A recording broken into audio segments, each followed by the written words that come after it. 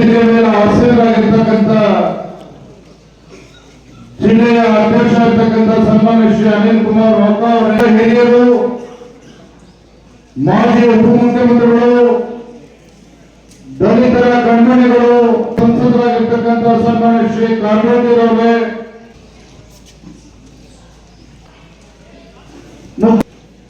ರಾಜ್ಯದ ಭಾರತೀಯ ಜನತಾ ಪಾರ್ಟಿಯ ಪ್ರಧಾನ ಕಾರ್ಯದರ್ಶಿಯಾಗಿ ಇಂದು ಕೂಡ ಪಕ್ಷ ಸಂಘಟನೆಗೆ ಶ್ರಮವಹಿಸಿರ್ತಕ್ಕಂಥ ಆತ್ಮೀಯರಾಗಿರ್ತಕ್ಕಂಥ ಮಾನ್ಯ ಶ್ರೀ ರವಿಕುಮಾರ್ ಅವರೇ,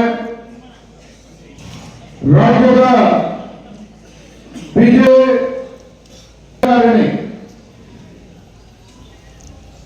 ಯಾವ ಕ್ಷಣದಲ್ಲಿ ಬೇಕಾದರೂ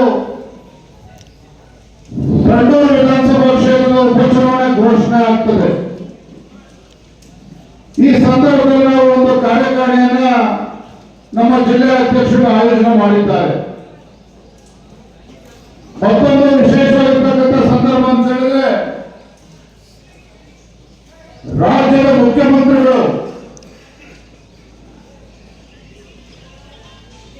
ಈ ನಾಡಿನಲ್ಲಿರ್ತಕ್ಕಂಥ ಎಲ್ಲ ಹಿಂದುಳಿದ ಸಮಾಜಗಳು, ಪರಿಷ್ಠ ಜಾತಿ, ಪರಿಷ್ಠ ಪಂಗಡಗಳು, ಅಲ್ಪಸಂಖ್ಯಾತರು ಎಲ್ಲ ಮಾತಾಡೋದು ಹೆಸರು ಕೇಳಬೇಕು. ಅಲ್ಲಿಂದ ಹೆಸರು ಹೇಳಿಕೊಂಡು ರಾಜ್ಯದಲ್ಲಿ ಒಂದು ಅಧಿಕಾರ ವಹಿಸಿಕೊಂಡು ರಾಜ್ಯದ ಆಡಳಿತ ಚುಕ್ಕಾಣಿ ನಡೆದಿರ್ತಕ್ಕಂಥ ಮಾನ್ಯ ಮುಖ್ಯಮಂತ್ರಿಗಳು ನಿನ್ನೆ ದಿನ ರಣಕಹಳವನ್ನು ಓದಿದ್ದಾರೆ. ಏನಿದೆ ಮುಖ್ಯಮಂತ್ರಿಗಳನ್ನೇ ನಿನ್ನೆ ಮುಖ್ಯಮಂತ್ರಿಗಳು ಹೇಳ್ತಾರೆ,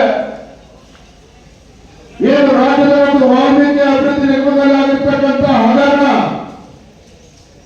ರಾಜ್ಯದಲ್ಲಿ ಆಗಿರ್ತಕ್ಕಂಥ ವಾಲ್ಮೀಕಿ ಅಭಿವೃದ್ಧಿ ನಿಗಮದಲ್ಲಿ ಆಗಿರ್ತಕ್ಕಂಥ ಹಗರಣದ ವಿರುದ್ಧ ಭಾರತೀಯ ಜನತಾ ಪಾರ್ಟಿ ಕಳೆದ 2 ತಿಂಗಳಿಂದ ನಿರಂತರವಾಗಿ ಹೋರಾಟವನ್ನು ಮಾಡ್ತಾ ಇದ್ದೇವೆ. ನಮ್ಮ ಹೋರಾಟವನ್ನ ನೋಡಿದ್ದು ಗಾಂಭೀರ್ಯಗೊಂಡಿರ್ತಕ್ಕಂಥ ರಾಜ್ಯದ ಮುಖ್ಯಮಂತ್ರಿಗಳು ನನ್ನ ಹೇಳಿಕೆಯನ್ನು ಕೊಟ್ಟಿದ್ದಾರೆ. ಏನಿದೆ ಮುಖ್ಯಮಂತ್ರಿಗಳು, ಭಾರತೀಯ ಜನತಾ ಪಾರ್ಟಿಯ ದೊಡ್ಡ ಬೆದರಿಕೆಗೆ ನಾವು ಜಗ್ಗೋದಿಲ್ಲ, ನಿಮ್ಮ ಬೆದರಿಕೆಗೆ ನಾವು ಬಗ್ಗೋದಿಲ್ಲ, ಎಚ್ಚರಿಕೆ ಮಾಧ್ಯಮ ಸ್ವತಃ ಮುಖ್ಯಮಂತ್ರಿಗಳು ಇವತ್ತು ನಮ್ಮ ಮೇಲೆ ಇವತ್ತು ಗದ ಪ್ರಹಾರ ಮಾಡಿರ್ತಕ್ಕಂಥದ್ದು. ಮತ್ತೊಂದು ಕಡೆ ನಮಗೆ ಧಮಕಿ ಆಗ್ತಕ್ಕಂಥ ಕೆಲಸ ರಾಜ್ಯದ ಮುಖ್ಯಮಂತ್ರಿಗಳು ಮಾಡಿದ್ದಾರೆ.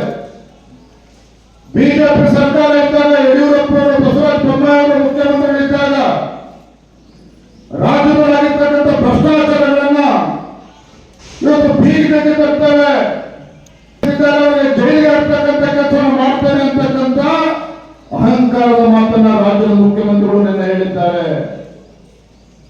ಮತ್ತೊಂದು ಕಡೆ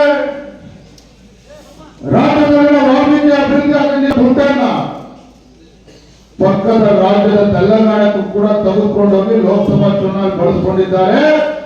ಇದೇ ಬಳ್ಳಾರಿ ಲೋಕಸಭಾ ಕ್ಷೇತ್ರದಲ್ಲೂ ಕೂಡ ಆ ಬಡವರಿಗೆ, ಪರಿಷ್ಠ ಪಂಗಡಕ್ಕೆ ಮೀಸಲಿಟ್ಟಿರ್ತಕ್ಕಂಥ ಹಣವನ್ನು ಲೂಟಿ ಹೊಡೆದಿರ್ತಕ್ಕಂಥ ಕಾಂಗ್ರೆಸ್ ಪಕ್ಷ ಇವತ್ತು ಬಿಜೆಪಿಗೆ ಸವಾಲಾಗ್ತಕ್ಕಂಥ ಕೆಲಸವನ್ನು ಮಾಡ್ತಾ ಇದ್ದಾರೆ.